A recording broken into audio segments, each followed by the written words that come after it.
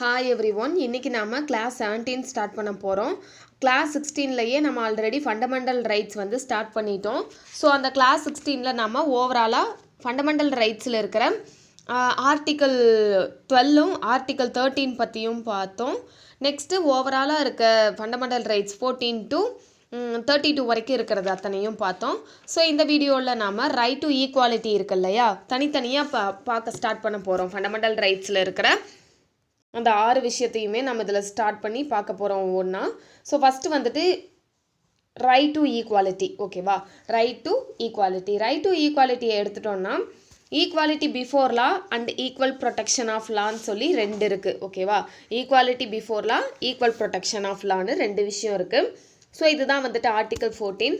So article 14 எடுத்துட்டிங்கன்னா இதில் என்ன சொல்லியிருப்பாங்கன்னா, shall not deny to any person equality before law or the equal protection of laws within the territory of India. அதாவது 2 இருக்குது. ஒன்று வந்துட்டு ஈக்குவாலிட்டி பிஃபோர் லா, இன்னொன்று ஈக்குவல் ப்ரொடெக்ஷன் ஆஃப் லா. இது யாருக்குமே வந்துட்டு மறுக்கப்படாமல் இந்தியாவில் இருக்க அத்தனை பேர்த்துக்கும் பொருந்தும்னு சொல்லியிருக்காங்க. This provision confers rights on all persons whether citizens or foreigners. அதாவது இந்தியன்ஸ்க்கும் பொருந்தும் ஃபாரினர்ஸ்க்கும் பொருந்தும் அப்படின்ட்டு இருக்காங்க. இதில் வந்துட்டு த வேர்டு பர்சன் அப்படின்ற வேர்டு இருக்கு இல்லையா, ஸோ அந்த பர்சன் அப்படின்ற வேர்டு வந்துட்டு இன்க்ளூட்ஸ் எல்லாத்தையுமே பொருந்தும். என்னென்னா லீகல் பர்சன்ஸாக இருந்தாலும் சரி, statutory corporations, companies, registered societies, any other type of legal person எல்லாத்தையுமே இந்த பர்சன் அப்படின்ற ஒரு வார்த்தை உள்ளடக்கிறோம். ஸோ இந்த கான்செப்டை பற்றி பார்க்கலாம். ஃபஸ்ட்டு வந்துட்டு ஈக்குவாலிட்டி பிஃபோர் லா. இந்த கான்செப்டை பொறுத்த வரைக்கும், அதாவது சட்டத்தின் முன் அனைவரும் சமம் அப்படின்றது ஆக்சுவலாக இதை வந்துட்டு ஒரு நெகட்டிவ் கான்செப்ட்னு சொல்லுவாங்க. அதாவது சட்டத்தின் முன் அனைவரும் சமம், அதாவது சட்டம்தான் பெருசு அப்படின்னு சொல்கிறது. ஸோ இது வந்து கொஞ்சம் ஒரு ரூடாக இருக்க மாதிரி இருக்கும். இது வந்து ஒரு British concept. Next equal protection of law அப்படின்றது சட்டம் உங்கள் எல்லாத்தையுமே பாதுகாக்கும் அப்படின்னு ரொம்ப ஒரு ஹம்பிளாக சொல்கிற மாதிரி இருக்கு இல்லையா சொல்லும் போதே. ஸோ இது வந்து ஒரு பாசிட்டிவ் கான்செப்ட்னு சொல்லுவாங்க. இது வந்து அமெரிக்கன் கான்ஸ்டியூஷன்லேருந்து எடுத்தது. ஸோ அந்த ஃபஸ்ட்டு கான்செப்ட் பாருங்கள். ஃபஸ்ட்டு கான்செப்ட் என்ன சொல்லுதுன்னா, ஈக்குவாலிட்டி பிஃபோர் லா அப்படின்றது the absence of any special privileges in favour of any person.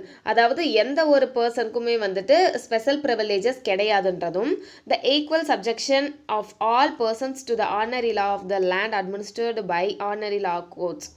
அதாவது எல்லா பர்சனும் அந்த ஆர்டினரி லாக்கு வந்துட்டு பொறுப்பெடுத்துக்குவாங்க அப்படின்ற ஒரு விஷயம். No person is above the law. யாருமே வந்துட்டு அபவ் த லா கிடையாது, சட்டத்துக்கு மேலே யாரும் கிடையாது. அவங்க ரிச்சாக இருந்தாலும் சரி, புவராக இருந்தாலும் சரி, அஃபிஷியல் நான் அஃபிஷியல் யாராக இருந்தாலும் சரி அப்படின்னு கொஞ்சம் ஒரு மாதிரி ரூடாக சொல்லி முடிச்சிடுறாங்க. நெக்ஸ்ட் இந்த செகண்ட் கான்செப்ட், அதாவது என்ன second concept, equal protection of law, சட்டம் வந்து எல்லாத்தையும் பாதுகாக்கும் அப்படின்றது. இதில் என்ன சொல்லியிருப்பாங்கன்னா, the equality of treatment under equal circumstances both in the privileges conferred and liabilities imposed by the laws. அதாவது ஒரு ஈக்குவல் ட்ரீட்மெண்ட்டாக இருக்கும். ஈக்குவல் சர்க்கம்ஸ்டன்ஸ் கீழே உங்களுக்கு எல்லாமே ஈக்குவல் ட்ரீட்மெண்ட்டாக தான் இருக்கும். அந்த ப்ரிவிலேஜஸாக இருந்தாலும் சரி, இல்லை லாஸாக இருந்தாலும் சரி. The similar application of the same laws to all persons who are similarly situated. அதாவது ஒரே மாதிரி சிச்சுவேட் ஆகிருக்க எல்லாத்துக்குமே சேம் லாஸ் தான் எல்லாத்து மேலேயும் வரும். The like should be treated alike without any discrimination. அதாவது எல்லாருமே வந்துட்டு பாகுபாடு இல்லாமல் எல்லாத்தையும் நாங்கள் ட்ரீட் பண்ணுவோம் அப்படின்ற ஒரு விஷயம். ஸோ இதை தான் வந்துட்டு நெகட்டிவ் கான்செப்டை வந்துட்டு ஃபஸ்ட்டு இதையும் இப்போ சொன்னதை வந்துட்டு பாசிட்டிவ் கான்செப்ட்னு சொல்கிறோம். Both of them aiming at establishing equality of legal status, opportunity and justice. என்னதான் அது நெகட்டிவ் அண்ட் பாசிட்டிவ் கான்செப்டாக ரெண்டு இருந்தாலுமே ரெண்டுமே வந்துட்டு எய்ம் என்னன்னா அந்த ஒரு ஈக்குவாலிட்டி அட்டைன் பண்ணுறது தான். ஓகேவா. Next, the supreme court held that where equals and unequals are treated differently, Article 14 does not apply. அதாவது ஈக்குவல்ஸும் அன்ஈக்குவல்ஸும் வந்துட்டு உங்களுக்கு வந்து டிஃப்ரெண்ட்டாக ட்ரீட் பண்ணும்போது ஆர்டிகல் 14 வந்து அப்ளை ஆகாது அப்படின்னு சொல்லியிருக்காங்க. Next, while Article 14 forbids class legislation, it permits reasonable classification of persons, subjects and transaction by the law. But the classification should not be arbitrary, artificial or evasive. Rather, it should be based on intelligible differential and substantial distinction. அதாவது சில பல discrimination இருக்கும். அது எதுக்காகனா அது வளர்ச்சிக்காக தான் இருக்கும். ஸோ அதுதான் என்ன சொல்கிறாங்கன்னா, அந்த கிளாஸிஃபிகேஷன்ஸ் எல்லாமே ஆர்பிட்டரியாக ஆர்டிஃபிஷியலாலாம் இருக்கக்கூடாது. அதாவது தன்னிச்சையாவோ இல்லை செயற்கையாவோ இருக்கக்கூடாது. அது எல்லாமே ரொம்ப இன்டெலிஜிபிள் டிஃப்ரென்ஷியலாகவும் சப்ஸ்டான்சியல் டிஸ்டிங்ஷனாகவும் இருக்கணும் அப்படின்னு இருக்காங்க. அவ்வளோதான். இந்த 2 விஷயம் தான் இதில் சொல்லியிருக்காங்க. நெக்ஸ்ட் பார்த்தீங்கன்னா ரூல் ஆஃப் லா. அந்த ஈக்குவாலிட்டி பிஃபோர் லா இருக்கு இல்லையா, அதோட ஒரு கான்செப்ட் தான், அதோட ஒரு எலமெண்ட் தான் இந்த ரூல் ஆஃப் லா அப்படின்றது.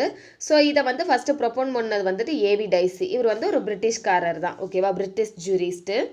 ஸோ இவர் தான் வந்துட்டு ரூல் ஆஃப் லா அப்படின்றத ஃபஸ்ட் டைம் சொல்கிறாரு.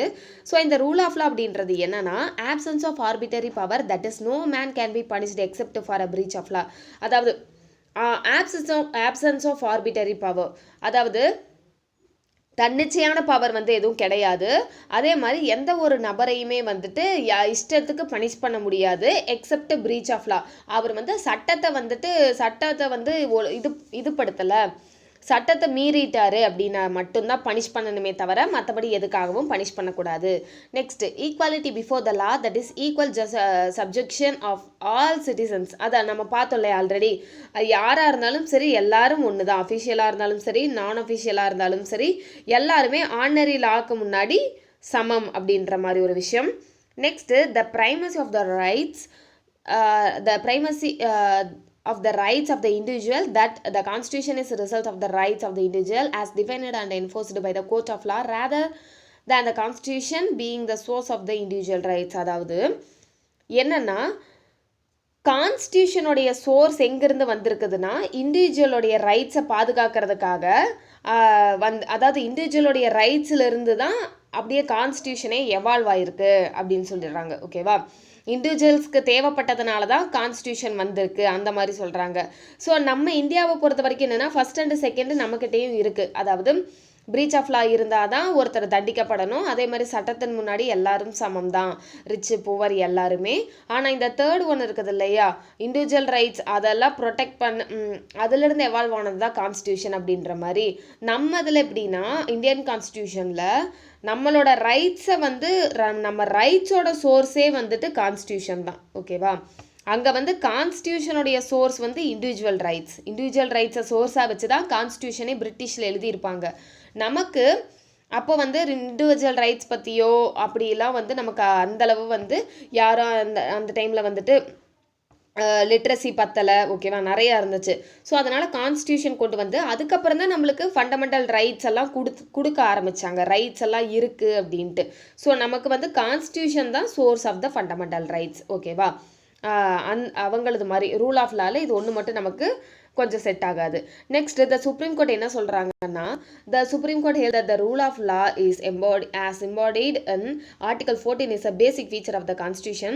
Hence it can't be destroyed even by an amendment. அதாவது ஆர்டிகல் 14 இருக்கு இல்லையா, ஸோ இதை வந்து ஒரு அமெண்ட்மெண்ட் பண்ணி டெஸ்ட்ராய் பண்ண முடியாது அப்படி பேசிக் ஃபீச்சர்னு சொல்லியிருக்காங்க. நெக்ஸ்ட்டு இந்த ஈக்குவாலிட்டிலையும் கூட சில எக்ஸப்ஷன்ஸ் இருக்குது. அது என்னென்ன எக்ஸப்ஷன்னு பார்க்கலாம். அதாவது ஃபஸ்ட்டு சொல்லியிருப்பாங்க the rule of equality before lawன்றது வந்துட்டு நாட் அப்சல்யூட்னு சொல்லிட்டாங்க. ஓகேவா, there are constitutional and other exceptions வந்துட்டு இதில் இருக்குது. ஸோ அதனால் இது வந்து நாட் அப்சல்யூட். ஓகேவா, ஃபஸ்ட்டு என்ன சொல்லியிருக்காங்க, ஈக்குவலாக ட்ரீட் பண்ணணும் யாராக இருந்தாலும் சரி அப்படின்னு. இப்போ தானே நம்ம பார்த்தோம், அஃபிஷியலாக இருந்தாலும் சரி நான் அஃபிஷியல், புவர், ரிச்சு, இந்த மாதிரிலாம் பார்த்தோம்ல. ஸோ இந்த இடத்துல என்னென்னா பிரசிடென்ட் இருக்கிறாருல்ல, பிரசிடென்ட்டுக்கும் கவர்னருக்கும் இதில் வந்து எக்ஸப்ஷன்ஸ் இருக்குது. அதாவது அவங்கள வந்து இதில் ஈக்குவலாக ட்ரீட் பண்ண மாட்டாங்க. ஒருத்தர் தப்பு செய்கிறாருன்னா டக்குன்னு போய் அரெஸ்ட் பண்ணுவோம். ஆனால் பிரசிடென்ட்டையும் கவர்னரையும் அப்படி டக்குன்னு போய் அரெஸ்ட் பண்ண முடியுமான்னு கேட்டிங்கன்னா முடியாது. ஓகேவா, ஏன்னா அவங்க வந்து ஒரு நல்ல ஒரு ப்ரீஷியஸான இடத்துல இருக்காங்க. ஸோ ஒன்றும் இல்லை, நம்ம பிரசிடெண்ட்டை வந்து இந்தியாவுடைய முதல் குடிமகன் யாருன்னா நம்ம பிரசிடெண்ட்டை, குடியரசுத் தலைவரை தான் சொல்கிறோம். அப்படிப்பட்டவரை வந்துட்டு எடுத்துன்னு போய் ஈஸியாக அரெஸ்ட் பண்ணணும் அப்படின்ட்டுலாம் இருந்தால் அது நம்ம இந்தியாவுக்கு வெளிநாட்டில் இருந்து பார்க்கும்போது என்ன இந்தியா பிரசிடெண்ட்டையே அரெஸ்ட் பண்ணிட்டாங்களா அப்படின்ற மாதிரி ஒரு இது வரைக்கும் அந்த மாதிரி ஒரு சுச்சுவேஷன் வந்தது கிடையாது. அந்த போஸ்டிங்கில் இருக்கிறவங்களை வந்து அப்படி பார்த்து தான் செலக்ட் பண்ணி போடுவாங்க. ஓகேவா, அவங்க எல்லா குணத்துலேயும் நல்லவங்களாக தான் இருப்பாங்க, கேரக்டர் வைஸ் எல்லாமே ஓவராலாக. ஓகேவா, ஸோ இந்த மாதிரி ஒரு சுச்சுவேஷன் வந்ததில்லை. அப்படியே வந்தாலும் கூட அவங்கள அப்படியே அரெஸ்ட் பண்ண முடியாது. Okay, the president the governor is not answerable to any court to exercise and performance of the powers and duties of the office. அதாவது அவங்க பர்ஃபார்ம் பண்ணுற அவங்களோட பவர்ஸை பர்ஃபார்ம் பண்ணுறாங்க இல்லையா, அந்த விஷயத்துக்காகவோ இல்லை அவங்க டியூட்டிஸை பண்ணும்போதோ அவங்க ஒரு கோர்ட்டுக்கு ஆன்சர் வந்து பண்ண தேவையில்லை. ஒரு கோர்ட் கேள்வி கேட்கும்போது ஆன்சர் பண்ணணும்னு அவசியம் இல்லை. Next, no criminal proceedings. அவங்க மேலே ஒரு கிரிமினல் ப்ரொசீடிங்ஸ் எடுத்துகிட்டு வர முடியாது. ஓகேவா, எப்படின்னா ஒரு பிரசிடெண்ட்டும் கவர்னரும் வந்துட்டு during his term of office, அதாவது அவங்களுடைய வேலையில் இருக்கிறப்ப, ஓகேவா, அவங்க பதவியில் இருக்கிறப்ப அவங்க மேலே ஒரு கிரிமினல் ப்ரொசீடிங்ஸ் கொண்டு வர முடியாது. No process for the arrest or imprisonment, அதாவது அவங்கள அரெஸ்ட் பண்ணவோ இல்லை ஜெயிலில் பிடிச்சி போடவோ முடியாது கவர்னருக்கும் பிரசிடெண்ட்டுக்கும் அவங்களுடைய டேர்ம் ஆஃப் ஆஃபீஸில் இருக்கும்போது, பதவியில் இருக்கும்போது. நெக்ஸ்ட்டு 4th ஒன் என்னது,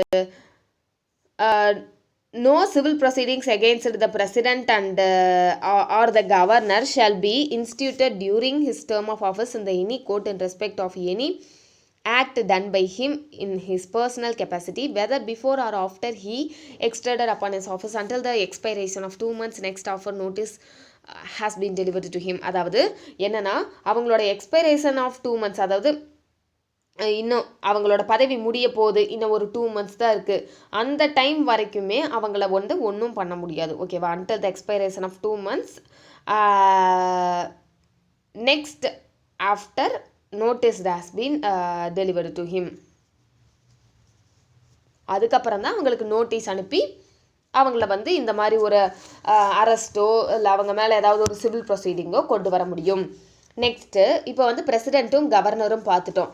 அடுத்தது என்னென்னா என்ன விஷயம்னா, இப்போது வந்து நியூஸ் பேப்பரில் அடிக்கடி நிறையா நியூஸ் ஃபேக்காகவும் வரலாம், உண்மையாகவும் வரலாம். ஓகேவா, அந்த மாதிரி நியூஸ் பேப்பரில் வரது, இந்த மாதிரியான ட்ரூ ரிப்போர்ட்டோட வச்சோ இந்த மாதிரியான சில விஷயங்களை வச்சோ proceedings of either house of parliament or either house of legislature of state, அதாவது no portion shall be liable to any civil or criminal proceedings in any court in respect of the publication in the newspaper of or of a substantially of any proceedings of either, அதாவது house of பார்லிமெண்ட்டில் செஞ்ச ஒரு வேலை, ஏதாவது ஒரு proceeding போயிருக்கு, இல்லை நம்மளுடைய ஸ்டேட் லெஜிஸ்லேச்சரில் நடந்த ஒரு ப்ரொசீடிங்ஸை பற்றியோ, இந்த ரெண்டுத்துலேயுமே ஒருத்தர் நடந்துக்கிட்ட விதம் ஏதாவது பற்றி நியூஸ் பேப்பரில் வருது.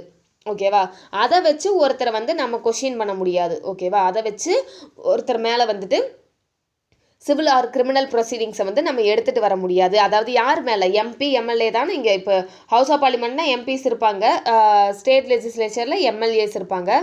ஸோ அதை வச்சு அங்கே நடந்த ஒரு விஷயத்தை வச்சு நியூஸ் பேப்பரில் வந்த விஷயத்தை வச்சு அவங்க மேலே civil R criminal proceedings MP MLA மேலெல்லாம் கொண்டு வர முடியாது. ஆர்டிகல் 361A படி. ஓகேவா, ஆர்டிகல் 361A. நெக்ஸ்ட் என்னென்னா, நோ மெம்பர் ஆஃப் பார்லிமெண்ட், அதாவது எம்பி இருக்காங்க இல்லையா, எம்பியை வந்துட்டு liable to any proceedings in any court in respect of any things that are any vote given by him in parliament. அதாவது அவர் வந்து ஒரு இதில் ஓட் பண்ணுற பற்றியோ இல்லை அவர் ஏதாவது ஒரு கமிட்டியில் இருக்கிறத பற்றியோ எந்த ஒரு மெம்பர், அதாவது எந்த ஒரு எம்பி கிட்டையுமே வந்துட்டு நம்ம போயிட்டு ஒரு ப்ரொசீடிங்ஸ் அவர் மேலே வந்து கொண்டு வர முடியாது, ஒரு கேஸ் போடுற விஷயமெல்லாம் கொண்டு வர முடியாது. அதே தான் வந்து இது வந்து ஆர்டிகல் 105. ஆர்டிகல் 194 யாரை பாதுகாக்குதுன்னா எம்எல்ஏஸை பாதுகாக்குது. எம்எல்ஏஸ் மேலே எந்த ஒரு ப்ரொசீடிங்ஸும் கொண்டு வர முடியாதுன்னு ஆர்டிகல் 194 சொல்லுது. எம்பிஸ் மேலே எந்த ஒரு ப்ரொசீடிங்ஸும் கொண்டு வர முடியாதுன்னு ஆர்டிகல் 105 வந்துட்டு நமக்கு சொல்லுது. Next article 31C. Article 31C வந்து பாருங்க, article 31C is an exception to article 14. அதாவது ஆர்டிகல் 14ம் ஆர்டிகல் 31Cயும் கொஞ்சம் முரண்பாடானது. ஓகேவா, it provides that the laws made by the state for implementing the DPSP அதாவது டைரக்டிவ் பிரின்சிபல்ஸ் இருக்கு இல்லையா, directive principles contained in clause B, clause C of article 39 cannot be challenged on the ground that they are violative of article 14. The Supreme Court held that where article 31C comes in, article 14 goes out. அதாவது article 31C அப்படின்றது என்னென்னா, அந்த savings of, அதாவது saving of laws which effecting to certain டிபிஎஸ்பின்னு வரும் இல்லையா. அதாவது ஒரு கவர்மெண்ட் எந்த ஒரு சட்டத்தை கொண்டு வந்தாலும் டிபிஎஸ்பியை மனசில் வச்சுட்டு தானே கொண்டு வரணும். ஸோ அப்படி கொண்டு வரும்போது என்ன ஆகும், டிபிஎஸ்பியில் வந்து நிறைய பிரின்சிபல்ஸ் எப்படி இருக்கும், மக்களுடைய முன்னேற்றம், வெல்ஃபேர் ஆஃப் த ஸ்டேட்டாக இருக்கும், வெல்ஃபேர் ஆஃப் த பீப்புள் அந்த மாதிரி இருக்கும். ஸோ இந்த விஷயத்தில் வந்து இப்போது இல்லாதவங்க இருக்காங்க, இருக்கிறவங்க இருக்காங்கன்னா இல்லாதவங்களுக்கு கொஞ்சம் கவர்மெண்ட் கொடுக்கணும்னு நினைக்கும். ஸோ அந்த டைமில் இல்லாதவங்களுக்கு தான் கொடுக்குமே தவிர இருக்கிறவங்களுக்கு கவர்மெண்ட் கொடுக்காது. ஸோ இதில் போயிட்டு இதில் ஈக்குவாலிட்டி கிடையாது, இவங்களுக்கு மட்டும் கொடுக்குறாங்க எங்களுக்கு கொடுக்கலன்னு சொல்லி அது வயலேட் ஆகும் இல்லையா ஆர்டிகல் 14. ஸோ இந்த இடத்துல வந்துட்டு அப்படி ஒரு சட்டம் வந்துட்டு கவர்மெண்ட்னால டிபிஎஸ்பி மூலியமாக மனசில் வச்சுட்டு கொண்டு வந்த ஒரு சட்டம் ஆர்டிகல் 14 வந்துட்டு பாதிச்சா வயலேட் பண்ணாலும் அது ஒன்றும் கிடையாது. ஓகேவா, அதை சேலஞ்ச் பண்ண முடியாது. அதனால தான் என்ன சொல்கிறாங்கன்னா, எப்போ வந்து ஆர்டிகல் 31C உள்ளே வருதோ அப்போ ஆர்டிகல் 14 வெளியில் போயிடும் அப்படின்றாங்க. ஓகே, ஸோ அந்த ஒரு விஷயம் இந்த இடத்துல சொல்லியிருக்காங்க. இதில் தான் பார்த்துட்டிங்கன்னா ஆர்டிகல் 39 இருக்கு இல்லையா, ஆர்டிகல் 39 என்னது, ஃப்ரீ லீகல் அட்வைஸ். ஸோ இதை வச்சு தான் உங்களுக்கு நால்சாலாம் ஆக்ட் வந்திருக்கும், 1987 வந்திருக்கும். ஸோ ஆர்டிகல் 39 அப்படின்றது ஃப்ரீ லீகல் எய்டு, அது எல்லாத்துக்கும் தெரியும். ஸோ ஆர்டிகல் 31C இதை பற்றி சொல்லியிருக்காங்க. நெக்ஸ்ட்டு ஃபாரின் சாவரன்ஸ், அம்பாசடர்ஸ், டிப்ளமேட்ஸ் இவங்களுக்கும் வந்துட்டு இவங்க மேலேயும் சிவில் ப்ரொசீடிங், கிரிமினல் ப்ரொசீடிங் எடுக்க முடியாது, அவங்களுக்கும் அந்த இம்யூனிட்டி பவர் இருக்குது. நெக்ஸ்ட்டு யூஎன்ஓ இருக்கு இல்லையா, யூஎன்ஓ அதுக்கப்புறம் அதோடைய ஏஜென்சிஸ் அவங்களுக்கும் வந்துட்டு இந்த டிப்ளமேட்டிக் இம்யூனிட்டிக்கு இருக்குது. ஸோ நம்ம டக்குன்னு நம்ம நினச்ச மாதிரி எல்லாரும் ஈக்குவல் தான், ஸோ யாரை வேணால் அரெஸ்ட் பண்ணலாம், எப்போ வேணால் என்ன வேணால் பண்ணலான்ற மாதிரிலாம் அவங்கள பண்ண முடியாது, அவங்களுக்கு கொஞ்சம் எக்ஸப்ஷன்ஸ் இருக்குது. ஸோ இப்போ நம்ம பார்த்தாச்சு எக்ஸப்ஷன்ஸ் யார் யாருக்கு இருக்குது, பிரசிடென்ட்டுக்கு, கவர்னருக்கு, எம்பி, எம்எல்ஏஸ்க்கு இருக்குது. அதே மாதிரி ஆர்டிகல் 31C வந்துச்சுன்னா ஆர்டிகல் 14 வெளியில் ஓடிடும்னு பார்த்தோம். நெக்ஸ்ட்டு ஃபாரின் அம்பாசடர்ஸ், டிப்ளமேட்ஸ்க்கெல்லாம் இருக்குது. யூஎன்ஓ அதோட ஏஜென்சிஸ்க்கு எல்லாமே சில எக்ஸப்ஷன்ஸ் இருக்குது ரைட் டு ஈக்குவாலிட்டியில். Next prohibition of discrimination on certain grounds, அதாவது ஆர்டிகல் 15. இப்போ வரைக்கும் நம்ம ஆர்டிகல் 14 பார்த்துட்டோம், இப்போ வந்து ஆர்டிகல் 15. ஆர்டிகல் 15 வந்துட்டு ரொம்ப மெயினானது. ஓகேவா, இதில் ஒரு 2 வேர்டு வந்து மெயின், டிஸ்கிரிமினேஷன் ஒன்லி அப்படின்றது. பாருங்கள், ஆர்டிகல் 15 என்னது, provides that the state shall not discriminate against any citizen on grounds only on religion, race, caste, sex or place of birth. இதில் வந்து 2 வேர்டு முக்கியம், ஒன்று டிஸ்கிரிமினேஷன், ஒன்று ஒன்லி. டிஸ்கிரிமினேஷன் அப்படிங்கிறது என்னது, அதாவது distinct with regard to distinguish unfavourably from others. அதாவது discrimination என்ன, ஒரு பாகுபாடு காட்டுறது, பாரபட்சம் பார்க்கறது. அதாவது இப்போ நீங்கள் அண்ணனை ட்ரீட் பண்ணுற மாதிரி என்ன ட்ரீட் பண்ணுறதில்ல, அக்காவை ட்ரீட் பண்ணுற மாதிரி என்ன ட்ரீட் பண்ணுறதில்ல, அந்த மாதிரி ஒரு பாகுபாடு பார்க்குறீங்க, நீங்கள் என்ன டிஸ்கிரிமினேட் பண்ணுறீங்க அப்படின்னு சொல்லுவோம் இல்லையா, அது அந்த ஒரு விஷயந்தான் டிஸ்கிரிமினேஷன் அப்படின்னா பாகுபாடு. இப்போ வந்து ஒரு ஹையர் கேஸ்ட்டாக இருக்கும்போது லோவர் கேஸ்ட்டாக இருக்கும்போது பாகுபாடு பார்க்குற விதம், இல்லை புவராக இருக்கும்போது ரிச்சாக இருக்கிறவங்க இடையில இருக்கிற அந்த பாகுபாடு, ஒரு கவர்மெண்ட் ஆஃபீஸருக்கும் ஒரு ப்ரைவேட்டில் ஒர்க் பண்ணுறவங்களுக்கு இருக்கிற பாகுபாடு, இந்த மாதிரி நிறையா இருக்குது. அது எல்லாமே இந்த டிஸ்கிரிமினேஷன் இடையில வந்துடும்.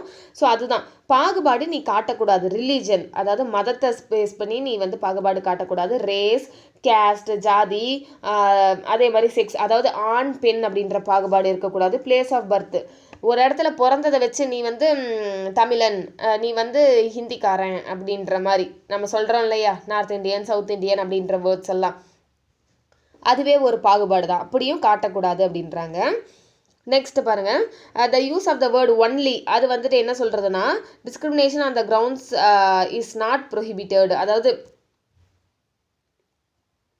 அதர் கிரவுண்ட்ஸ் என்னென்னா, இதை தவிர வேறு எதையாவது பேஸ் பண்ணி நீங்கள் வந்து டிஸ்கிரிமினேட் பண்ணிங்கன்னா அதெல்லாம் வந்து நாட் ப்ரொஹிபிட்டட், அதையெல்லாம் நாங்கள் தடுக்கலை. ஆனால் இதை நாங்கள் சொன்ன இந்த ஆர்ஆர்சிஎஸ்பி என்னது, religion, race, caste, sex, place of birth இருக்கு இல்லையா, இதை பேஸ் பண்ணி நீ டிஸ்கிரிமினேட் பண்ணக்கூடாது, பாகுபாடு காட்டக்கூடாது. ஒன்லி, அதுக்காக தான் நாங்கள் ஒன்லின்னு வேர்டு யூஸ் பண்ணியிருக்கோம். அதை மற்றதை ஏதாவது பேஸ் பண்ணி நீ பாகுபாடு காட்டுறதா இருந்தால் காட்டிக்கலாம் அப்படின்ற மாதிரி சொல்லியிருக்காங்க. ஓகேவா, so next, the second provision of Article 15 says that no citizen shall be subjected to any disability, liability, restriction or condition on grounds only of race, caste, sex, place of birth with regard to access to shops. இதெல்லாம் கொஷினில் வந்திருக்கு. அதாவது first இந்த 15ல் என்ன சொல்லுதுன்னா, shops, public restaurants, hotels, places of public entertainment, இந்த இடத்துல எல்லாமே பாகுபாடு காட்டக்கூடாது. ஓகேவா, இந்த மாதிரி இடத்துல பாகுபாடு காட்டக்கூடாது. இந்த 6 விஷயத்தை பேஸ் பண்ணி பாகுபாடு காட்டக்கூடாது. அதாவது பார்த்துட்டு இல்லை நீங்கள் இந்த மதம் நீங்கள் வெளியில் போங்க அப்படின்னு ஒரு ஷாப்லேருந்து வெளியில் அனுப்புகிறதோ, இல்லை ஒரு ரெஸ்டாரண்ட்டில் வந்துட்டு நீங்கள் வந்து முஸ்லீமாக இருக்கீங்க, இல்லாட்டி நீங்கள் முஸ்லீம்ஸ்க்கு மட்டும்தான் இங்கே பிரியாணி, ஹிந்துஸ்க்கெல்லாம் கிடையாது அப்படின்ற மாதிரி ஏதாவது சொல்கிறதோ. ஸோ இந்த மாதிரி பப்ளிக் என்டர்டெயின்மெண்ட் பிளேசஸில் ஏதாவது. நெக்ஸ்ட்டு 15ல் பி என்ன சொல்லுதுன்னா, 15ல் ஏ வந்து எல்லாமே ஹோட்டலு, சாப்பிட்ற இடம், ஜாலி பண்ணுற இடம். பி வந்து என்னென்னா use of wells, tanks, bathing ghats, road and place of, அதாவது பி வந்து ரொம்ப நெசசரியான ஏரியாஸ். வெல்ஸு, டேங்க்ஸு இந்த மாதிரி இடத்துலலாம் டிஸ்கிரிமினேட் பண்ணுவாங்க இல்லையா. அதாவது ரோடில் போகக்கூடாது, அதாவது ஒரு தாழ்த்தப்பட்டவர் வந்துட்டு ஹையர் காஸ்ட் பீப்புள் இருக்கிற ரோடை கூட யூஸ் பண்ணக்கூடாது. வைக்கம் சத்தியாகிரகாலாம் நம்ம பார்த்துருப்போம், பெரியார் போயிருப்பார்.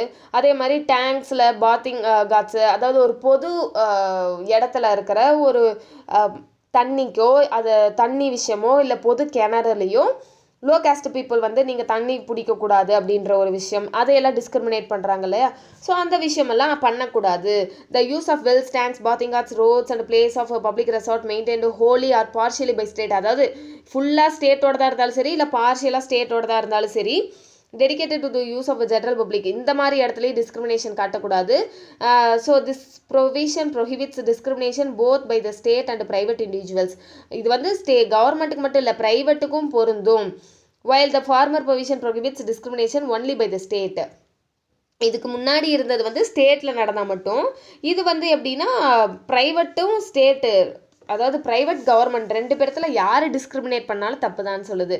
நெக்ஸ்ட்டு இதில் எக்ஸப்ஷன்ஸ் இருக்கான்னு கேட்டிங்கன்னா, ஆமாம் இதுலேயும் இருக்குது.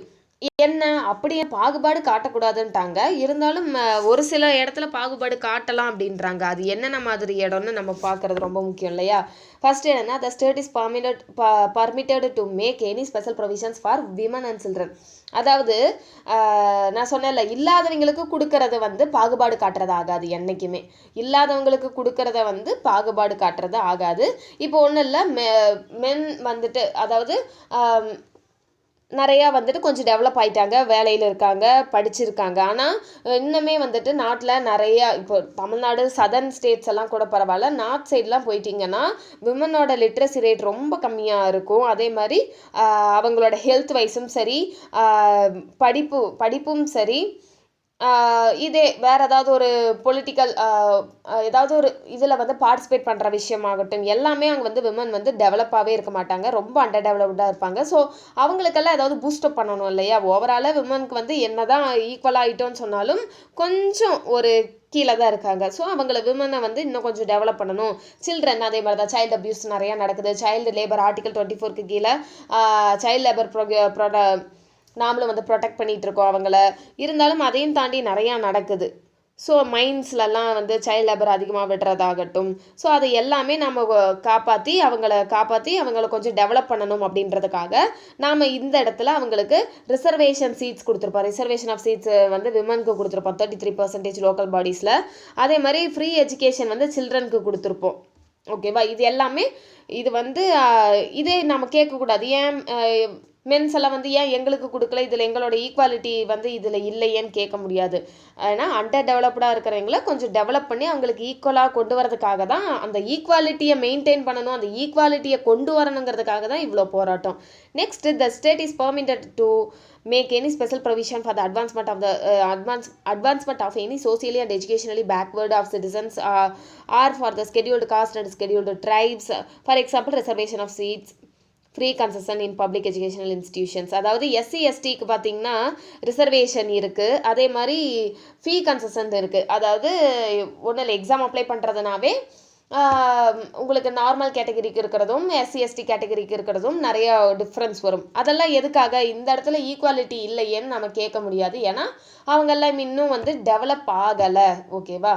ஸோ அவங்களும் வந்து ஈக்குவலாக வரணும் அப்படின்றதுக்காக தான் அதை வந்து கொண்டு ரிசர்வேஷன் எல்லாம் இன்னும் வச்சுருக்காங்க. ஸோ இந்த இடத்துல டிஸ்கிரிமினேஷன் அப்படின்னும் வராது, இல்லை ஈக்குவாலிட்டியை பாதிக்குதுன்னும் யாரும் சொல்ல முடியாது. ஓகேவா. அவங்கள வந்து டெவலப் பண்ணி ஈக்குவாலிட்டியை கொண்டு வரதுக்காக தான். The state is empowered to make any special provision advancement of any social and backward. அதே தான் சொல்லியிருக்காங்க. அதாவது ஃபஸ்ட்டு பார்த்தது என்ன, சீட்ஸ், ரிசர்வேஷன் ஆஃப் சீட்ஸும் ஃபீ கன்செஷன் பார்த்தோம் பப்ளிக் எஜுகேஷனல் இன்ஸ்டிடியூஷனில். இது வந்துட்டு என்னென்னா எஜுகேஷனல் இன்ஸ்டிடியூஷன்ஸ் இருக்கு இல்லையா, அதாவது இது வந்துட்டு என்னென்னா ப்ரைவேட் எஜுகேஷனல் இன்ஸ்டிடியூஷன்ஸில் வந்துட்டு அவங்களுக்கு சீட்ஸ் ஒதுக்கிறது. Okay, educational institution including private educational institution plus aided unaided இந்த மாதிரி எல்லா ஸ்கூல்ஸ்லேயும் எக்ஸப்ட் மைனாரிட்டி ஸ்கூல்ஸை தவிர மற்ற எல்லா ஸ்கூல்ஸ்லேயும் அவங்களுக்குன்னு ஒரு சீட்ஸை வந்து ஒதுக்கிறது தான். ஓகேவா, அவ்வளோதான். நெக்ஸ்ட்டு இந்த ஒரு பாயிண்ட் பார்த்தீங்கன்னா இந்த ஒரு பாயிண்ட் வந்து லக்ஷ்மிகாந்த் 5th எடிஷனில் இருக்காது, இது 6th எடிஷனில் ஆட் பண்ணது. என்னது இப்போ ரீசெண்டாக வந்துச்சு இல்லையா, எக்கனாமிக்கலி வீக்கர் செக்ஷன் அப்படின்ற ஒரு வேர்டு 103 அமெண்ட்மெண்ட் ஆக்ட் 2019. ஸோ அது வந்ததுனால ஆட் பண்ணது தான் இது. என்னது எக்கனாமிக்கலி வீக்கர் செக்ஷனுக்கு 10% ஆஃப் சீட்ஸ் வந்துட்டு ஒதுக்கணும்னு சொல்லியிருந்தாங்க இல்லையா ரிசர்வேஷனில். ஸோ அந்த விஷயத்த சொன்னது தான். ஓகே, எப்படி எஸ்சி எஸ்டிக்கு இந்த மாதிரிலாம் கொஞ்சம் இதில் எக்ஸப்ஷன்ஸ் இருக்கோ அதே மாதிரி எக்ஸப்ட் இந்த எக்கனாமிக்கலி வீக்கர் செக்ஷன் இவங்களுக்கும் அதில் ஒரு பங்கு இருக்குது. ஸோ எக்கனாமிக்கலி வீக்கர் செக்ஷனுக்கு 10% வந்து கொடுக்கலாம், ரிசர்வேஷனில் சீட்ஸ் வந்து கொடுக்கலான்னு சொல்கிறது தான் 15ல் டி. ஓகேவா, அதுக்கு என்னவா இருக்கணும், அவங்க எஸ்சி எஸ்டி ஓபிசி கேட்டகரியில் வந்து எதுலேயும் எலிஜிபிளாக இருக்கக்கூடாது, மொத்தத்தில் ஒரு காமனான பீப்புளாக இருந்திருக்கணும். ஸோ அவங்களுக்கு வந்து 8 lakhsக்கு மேலே போகக்கூடாது, அந்த மாதிரிலாம் நிறையா சொல்லியிருப்பாங்க. அது வந்து க்ரீமி லேயர்லலாம் சொல்லியிருப்பாங்க. இது பாருங்கள், reservation of OBC in educational institutions, அதாவது ரிசர்வேஷன்.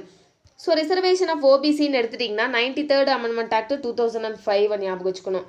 ஸோ இதுதான் வந்துட்டு இந்த ப்ரொவிஷன் தான் வந்து ஆட் பண்ணியிருக்கோம். என்னத்தை ஆட் பண்ணியிருக்கோம்னா சென்ட்ரல் எஜுகேஷனல் இன்ஸ்டிடியூஷன் ஆக்ட் 2006 வந்துட்டு ஆட் பண்ணியிருக்கும். ஓகேவா, 93rd அமெண்ட்மெண்ட் ஆக்ட் 2005 வந்துட்டு சென்ட்ரல் எஜுகேஷனல் இன்ஸ்டிடியூஷன் ஆக்ட் 2006 என்ன சொல்லியிருப்பாங்கன்னா 27% குவாட்டாவை வந்துட்டு நீங்கள் ஓபிசிக்கு கொடுங்க அப்படின்னு சொல்லியிருப்பாங்க. எங்கெங்க ஐஐடி ஐஐஎம்எஸ் எல்லாத்துலேயும். ஸோ ஏப்ரல் 2008 சுப்ரீம் கோர்ட் என்ன சொல்லியிருப்பாங்கன்னா, ஸோ இந்த amendment act and OBC quota act இருக்கு இல்லையா, இந்த ரெண்டுத்தையுமே வந்துட்டு வேலிடிட்டி பண்ணியிருப்பாங்க. ஸோ இருந்த அந்த கோர்ட் வந்து directed the central government to exclude the creamy layer. அந்த க்ரீமி லேயர் வந்துட்டு வேண்டாம், அந்த ஓபிசின்னு நீங்கள் காமனாக சொல்லிட்டீங்க, ஆனால் அந்த ஓபிசியில் சில க்ரீமி லேயர் இருக்காங்க, அவங்கள தூக்கி எடுத்துருங்க, அவங்க வேண்டாம். அதாவது யார், அப்பா அம்மாவில் யாராவது ஒருத்தர் சென்ட்ரல் கவர்மெண்ட்டில் வேலை பண்ணுறது, அந்த அதாவது ஆனுவல் இன்கம் வந்து இப்போ வந்து என்னென்னா 2007 படி 8 lakhsக்கு மேலே வாங்குறவங்க எல்லாருமே க்ரீமி லேயர் தான். ஸோ அவங்களுக்கு இது இம்ப்ளிமெண்ட் ஆகாது அப்படின்னு சொல்லி சுப்ரீம் கோர்ட் 2008 வந்து சொல்லியிருப்பாங்க. So the children of following different categories of people creamy layer, யாரெல்லாம் இந்த க்ரீமி லேயருக்குள்ளே வராங்கன்னு பார்க்கலாம்.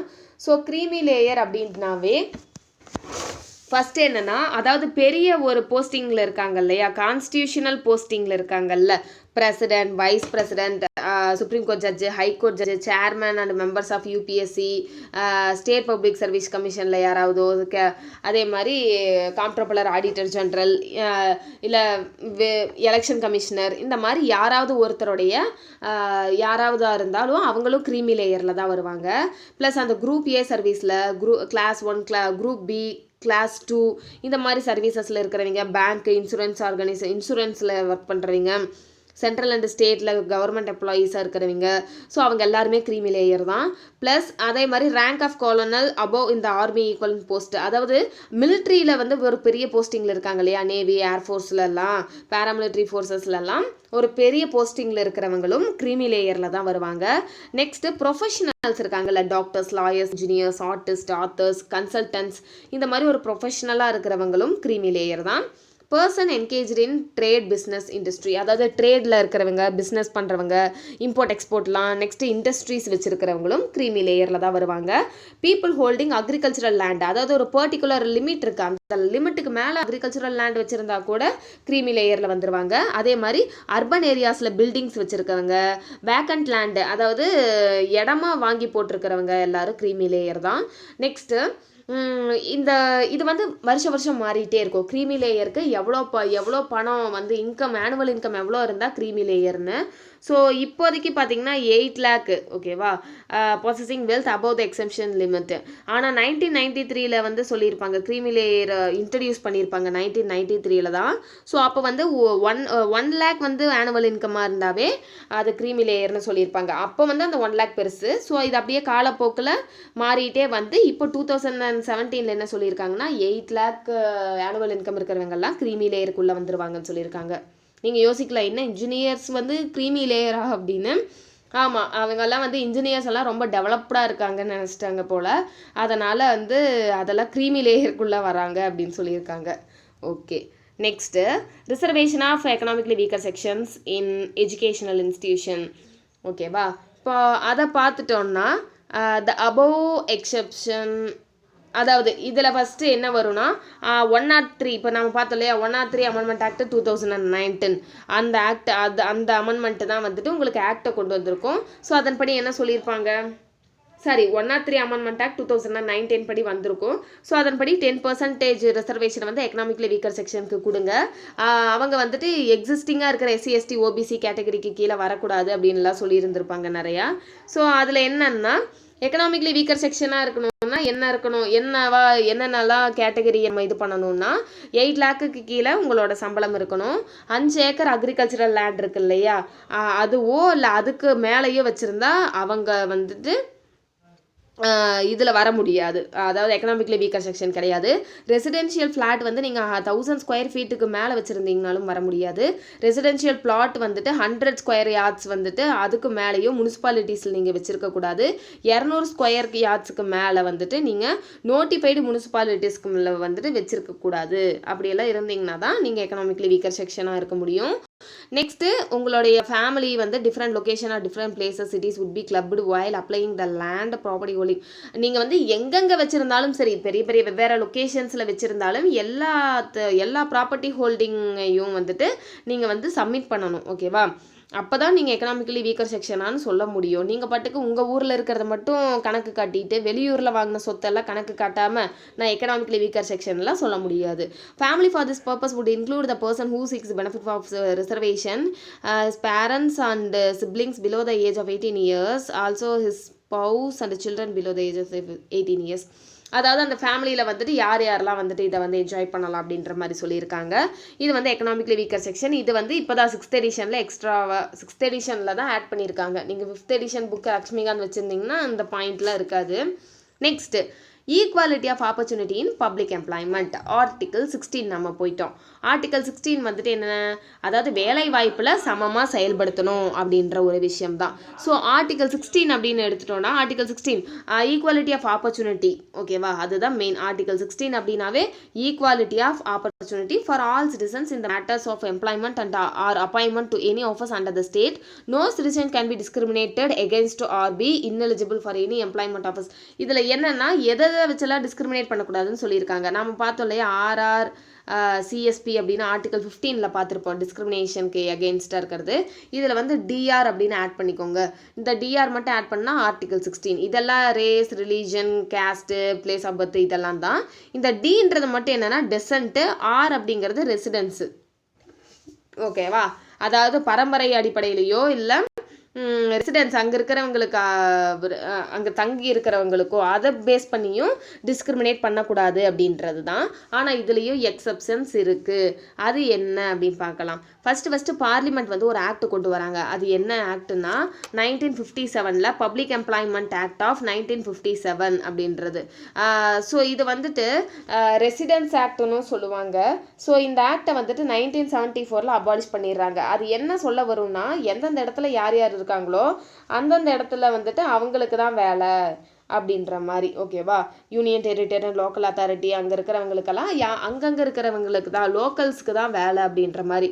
ஸோ இதை வந்து அபாலிஷ் பண்ணிடுறாங்க. ஆனால் இதில் வந்து ஆந்திரா தெலுங்கானா மட்டும் எக்ஸெப்ஷனல் கேஸாக இருக்குது. ஓகேவா, மற்றபடி எல்லா மாநிலங்களும் ஒன்று தான், யார் வேணால் எங்கே வேணால் போய் வேலை செய்யலாம். ஆனால் ஆந்திரா தெலுங்கானா மட்டும் இதில் வந்து தனியாக இருக்காங்க, எக்ஸெப்ஷன் வந்துட்டு அவங்களுக்கு இருக்குது. Next the state can provide for reservation of appointments or post in favour of any backward class that is not adequately represented in the state services. அதாவது பேக்வேர்டு கிளாஸ் இருக்கு இல்லையா, ஸோ அந்த பேக்வேர்டு கிளாஸஸ்க்கு பற்றி சொன்னது தான் இது. அவங்களுக்கு வந்துட்டு இதில் ஒரு எக்ஸெப்ஷன் இருக்குது, அடிக்குவேட்டாக ரெப்ரசன்ட் ஆகலைன்னா. ஓகேவா, அந்த அப்பாயின்மெண்ட் போஸ்ட்டில் வந்துட்டு அடிக்குவேட் ரெப்ரசன்டேஷன் இல்லைன்னா த state can provide for reservation, அதாவது ஸ்டேட் வந்துட்டு அவங்களுக்கு ரிசர்வேஷன் கொடுத்துக்கலாம் அப்படின்னு சொல்லி பேக்வர்ட் கிளாஸை பற்றி சொல்லியிருக்காங்க. The law can provide that அதாவது office related to religious or அதாவது ரிலீஜியஸ் ஆஃபீஸ், அதாவது உங்களுக்கு என்னென்னா ஃபார் எக்ஸாம்பிள் இப்போ இந்த அறநிலையத்துறை இருக்குது, இந்த அறநிலையத்துறையில் உங்களுக்கு வேலை வேணும்னா நீங்கள் ஹிந்துவாக இருக்கணும் இல்லையா, ஸோ அந்த மாதிரி போஸ்டிங்ஸ் எல்லாம் இருக்குல்ல. ஸோ அந்த பர்டிகுலர் ரிலீஜன் ஆர் டினாமினேஷன் அவங்க கேட்குற டினாமினேஷன் இருக்கணும் அப்படின்றது தான். ஓகேவா, அவங்களே ஒரு சிலதில் எலிஜிபிலிட்டி போட்டிருப்பாங்கல்ல, எலிஜிபிலிட்டிக்கு வந்து ஹிந்துவாக இருக்கணும், இந்த அறநிலையத்துறையில் ஒர்க் பண்ண அப்படின்ற மாதிரி.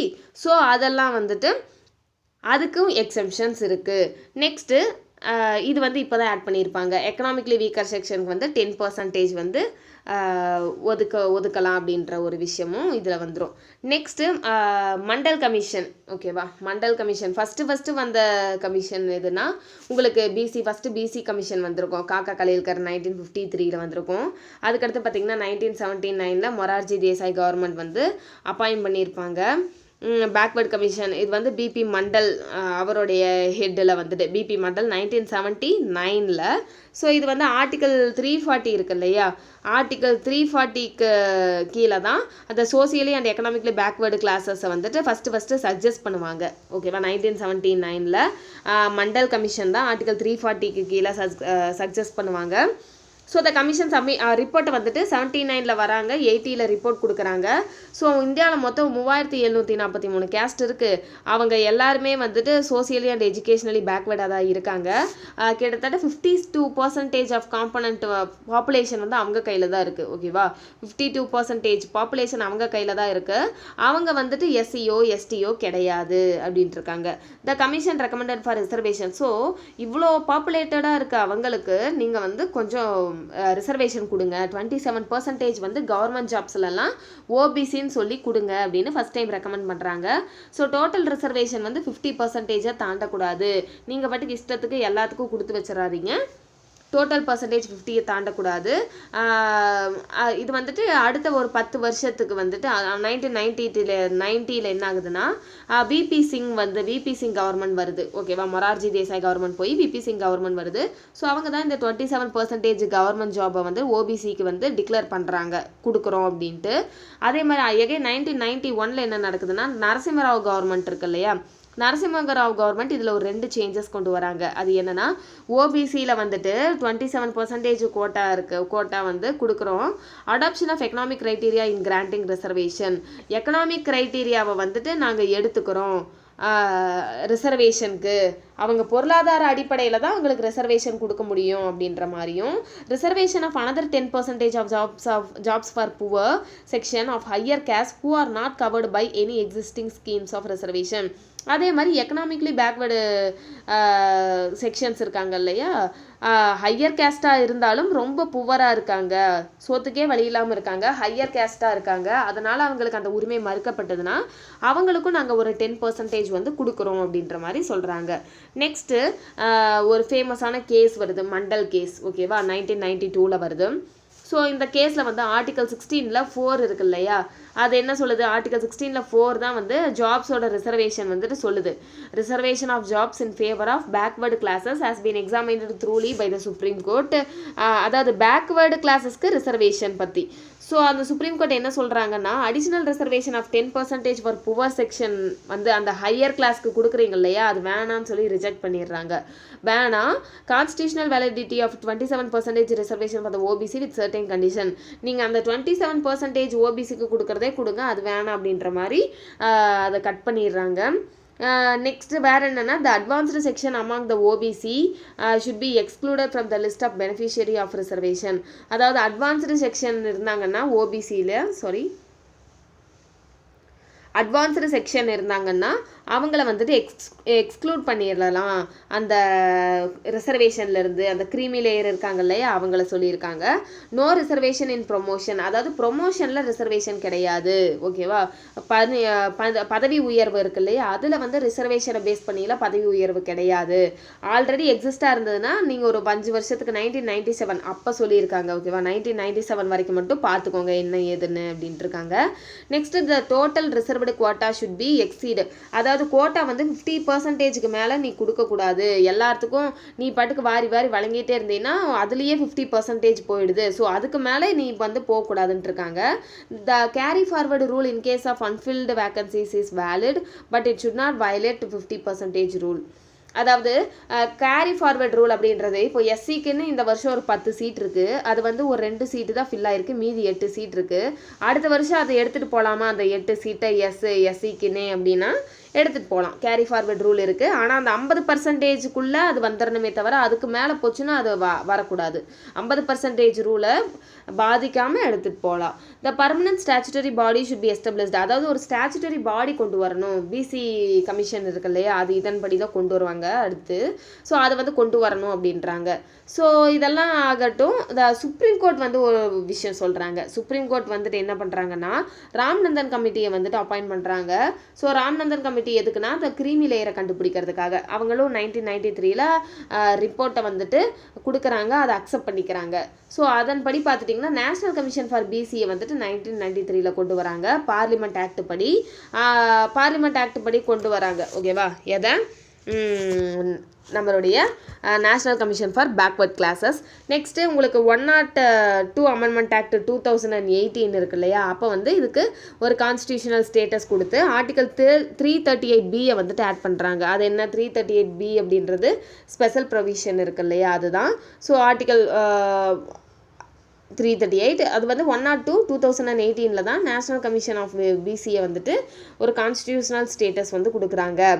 Next, in order to nullify the ruling with regard to reservation in promotion 77th Constitutional Amendment Act 1995, 77th Amendment Act 1995 அது என்ன பண்ணுதுன்னா ஒரு ஆர்டிகல் 16 ஒரு ப்ரொவிஷனை வந்துட்டு ஆட் பண்ணுது. ஓகேவா? அது under the state in favour of SC/ST that are not adequately represented in the state services. Again அதாவது 85th Amendment Act 2001 கான்சிக்வென்ஷனல் seniority in the case of promotion by virtue of rule of reservation for the government servants belonging to the SC and ST with retrospective effect from June 1995.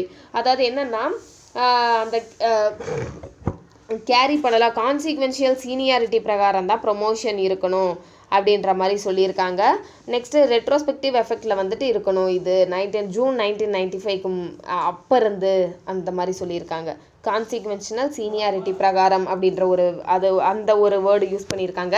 Next அந்த backlog vacancies இருக்குது இல்லையா, backlog ruling with record to backlog vacancies அது வந்துட்டு 81st Amendment Act 2000 என்ன சொல்லியிருக்காங்கன்னா succeeding இயருக்கு நீங்கள் எடுத்துகிட்டு போகலாம், ஆனால் அந்த சீலிங்கை 50% வந்துட்டு அஃபெக்ட் பண்ணாமல் நீங்கள் எடுத்துகிட்டு போகலாம் அந்த பேக்லாக் வேகன்சிஸ்ன்னு சொல்லி இதில் அப்ரூவ் கொடுக்குறாங்க.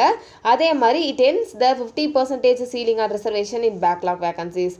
அதாவது அந்த 50% தான் இருக்கிறது இருக்கு இல்லையா, அதை வந்து முடிச்சிடுறாங்க. 50% தான் இல்லை, அதுக்கு மேலே ஓகே தான் அப்படின்ற மாதிரி. நெக்ஸ்ட்டு 76th Amendment Act 1994 இது ரொம்ப மெயினானது. இந்தியா வைஸும் சரி தமிழ்நாடு வைஸ் அதை விட மெயினானது. ஸோ இந்த 76th Constitutional Amendment Act 1994 மூலியமாக நம்மளுடைய ரிசர்வேஷனை கொண்டு போய் 9th ஸ்கெடியூலுக்கு உள்ளே போட்டுருவோம். ஸோ அப்படி உள்ளே போட்டுட்டோன்னா என்ன நடக்கும்னா அதை வந்து ஜுடிஷியல் ரிவ்யூக்கு கீழே வர முடியாது. ஏன்னா நம்ம வந்து 50% தான் சீலிங்கு, அதுக்கு மேலே போகக்கூடாது அப்படின்ட்டு இருப்பாங்க. நாம் அப்படி சொன்ன உடனே அடுத்த வருஷமே கொண்டு போய் அதை 9th ஸ்கெடியூலில் போட்டுருவோம். ஏன்னா நம்மக்கிட்ட வந்து 69% ரிசர்வேஷன் வந்து நம்ம கையில் வச்சுருக்கோம். ஓகேவா? Tamil Nadu government. Next reservation of EWS in public employment, அதாவது எக்கனாமிக்லி வீக்கர் செக்ஷனுடைய பப்ளிக் எம்ப்ளாய்மெண்ட்டில் அவங்களுக்கு இருக்கிறது தான். அது ஒன்றும் இல்லை, அதே சேம் 103 Amendment Act 2019 10% அவங்களுக்கு ரிசர்வேஷன் கொடுக்கறது. SC/ST OBCக்கு கீழே வரக்கூடாது.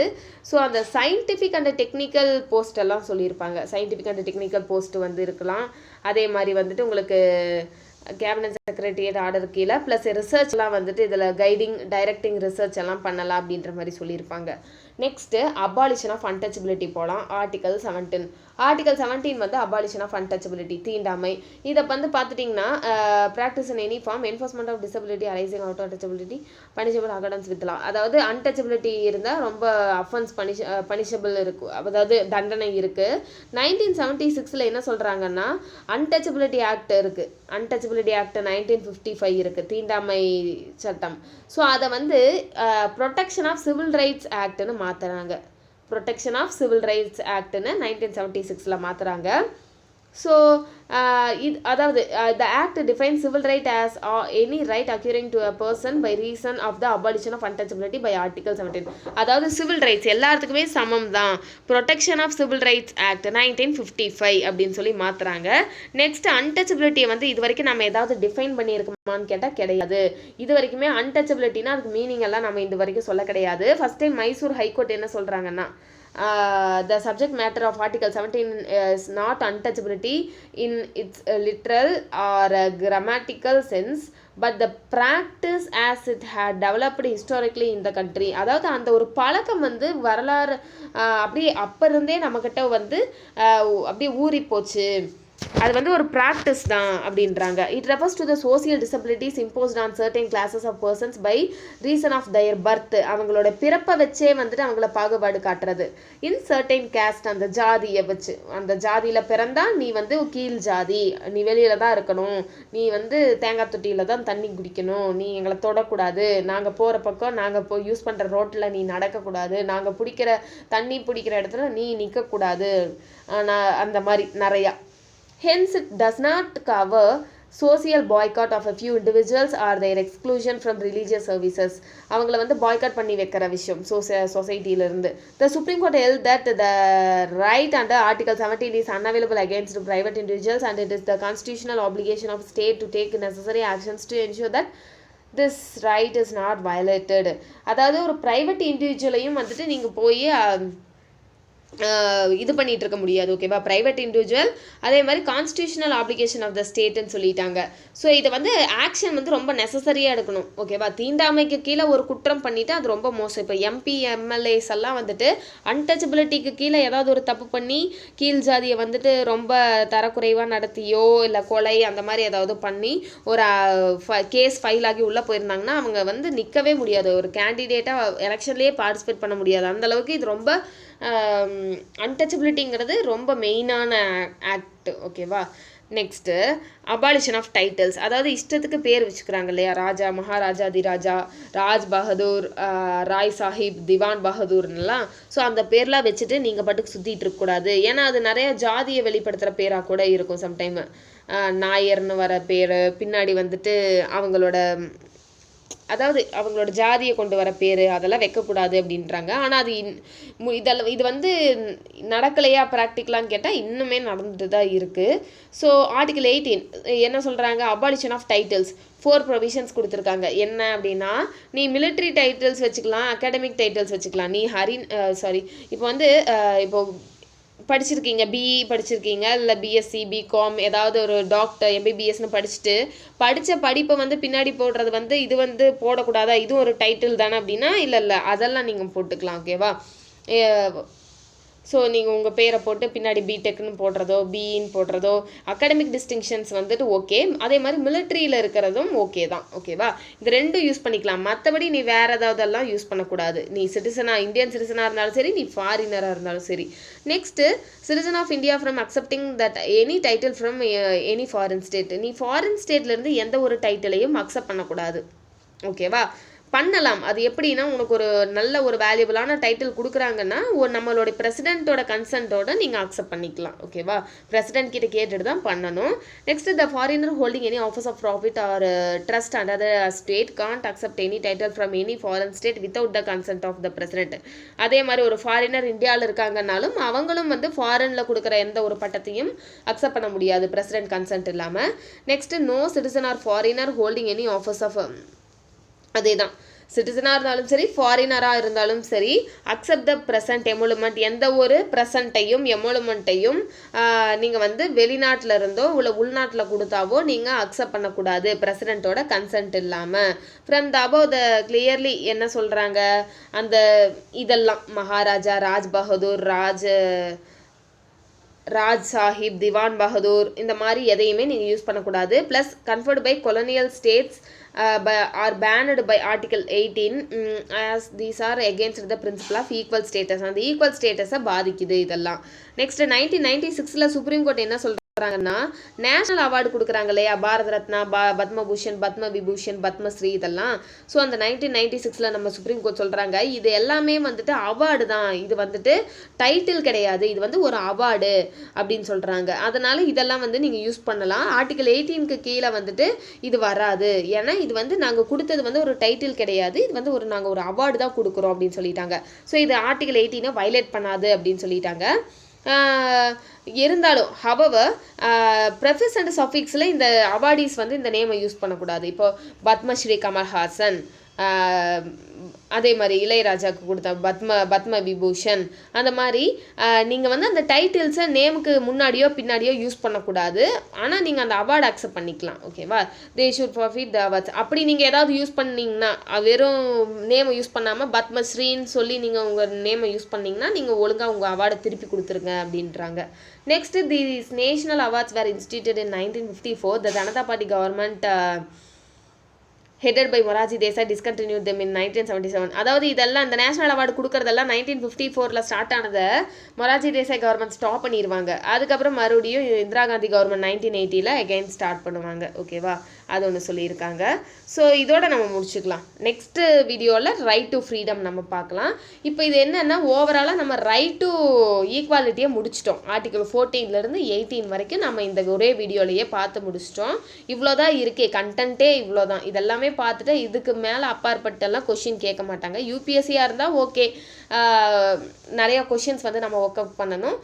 ப்ளஸ் உங்களுக்கு வந்து பாசு, பக்ஷி இதெல்லாம் ரெஃபர் பண்ணுறதா இருந்தாலும் பண்ணிக்கலாம். பட் டிஎன்பிஎஸ் வைஸ் பார்க்குறீங்க அப்படின்னா குரூப் 1க்கே இது அப்பாற்பட்டெல்லாம் எந்த கொஷினும் வராது. மெயின்ஸ்க்கும் வந்துட்டு இதை படித்தாவே போதும். ப்ரிலிம்ஸில் இதில் இருக்க சின்ன சின்ன ஃபேக்ட்ஸ் எல்லாம் ஞாபகம் வச்சுக்கிட்டாவே போதும். ஸோ இந்த வீடியோ உங்களுக்கு பிடிச்சிருந்தா கண்டிப்பாக ஹோம் ஸ்டடி எஸ்எஸ் சேனலில் லைக் பண்ணுங்கள், கமெண்ட் பண்ணுங்கள், ஷேர் பண்ணுங்கள். தேங்க்யூ.